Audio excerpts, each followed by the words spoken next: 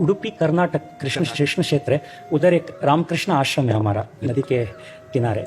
महाराज जी हमारे आध्यात्मिक मार्गदर्शन देते हैं। सब ब्रह्मचार्य, बाकी काफ़ी सारे हमारे वानप्रस्थ भी है इसमें, और थोड़े बहुत हमारे भक्त सब साधक ब्रजमंडल का बहुत भी आपका वचन सब बहुत। सबसे यही प्रार्थना है हमारी। साधना का मूल स्वरूप है संसार और शरीर के राग का नाश हो जाना। जो मनाखष्टानि इंद्रियाणि प्रकृति स्थानि कर्षति, इसको रोकना है, यही साधना है।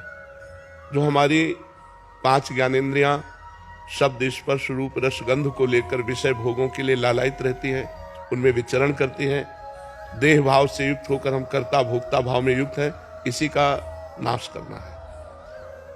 इसका सहज नाश का उपाय है जो गुरु ने नाम दिया है, मंत्र दिया है, उसको अव्यावृत मतलब निरंतर मंत्राकार वृत्ति हो, भगवदाकार वृत्ति हो, तो संसार का चिंतन, संसार का राग स्वतः ही नष्ट हो जाता है। जैसे एक एक कवल खाने पर तुष्टि पुष्टि क्षुधा निवृत्ति होती है, ऐसे ही एक एक मंत्र एक एक नाम जब ध्यान पूर्वक जपा जाता है तो संसार से वैराग्य, अपने स्वरूप का बोध और गुरुदेव के चरणों में प्रीति, इष्ट देव के चरणों में प्रीति, ये तीनों एक साथ प्राप्त होते हैं। जैसे तुष्टि पुष्टि क्षुधा निवृत्ति, ऐसे संसार से वैराग्य, स्वरूप का बोध और भगवान से प्रेम, तीनों एक साथ प्राप्त होते हैं। हमें पवित्र आचरण करते हुए गुरु आज्ञा में अपने जीवन को समर्पित कर देना है, और जो गुरु जी ने नाम मंत्र दिया है उसे सतत,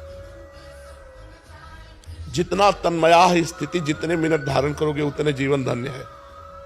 और संसार के जितने शुभ कर्म हैं ये सब भगवत प्राप्ति कराने में समर्थ नहीं है। ये यहां से लेकर के बहुत तक ब्रह्मलोक तक ले जा सकते हैं, लेकिन आ ब्रह्म पर्यंतम सर्वम मायामयम जगत, आ ब्रह्मा से लेकर के यहां तक सब मायामय है। तो हमारा कार्य है माया मुक्त होना। भगवान ने कहा आ ब्रह्म भुवनान लोकान पुनरावर्तिनो अर्जुन, ये बार बार आने जाने, अब आने जाने वाला काम नहीं करना। अगर हम फिर आए तो कर्म बंधन मुक्त होकर आए और अपने भगवान का यश विस्तार करें, जगत मंगल करें, तो आए, नहीं कर्म बंधन में जड़ जीव की तरह अब हमें बंध के नहीं आना। इसलिए निरंतर नाम जप, निरंतर ईश्वर का चिंतन, तन्मयाहा। भगवान रामकृष्ण परमहंस जी हर समय माँ से बात करना, माँ में ही पूरी तन्मयता।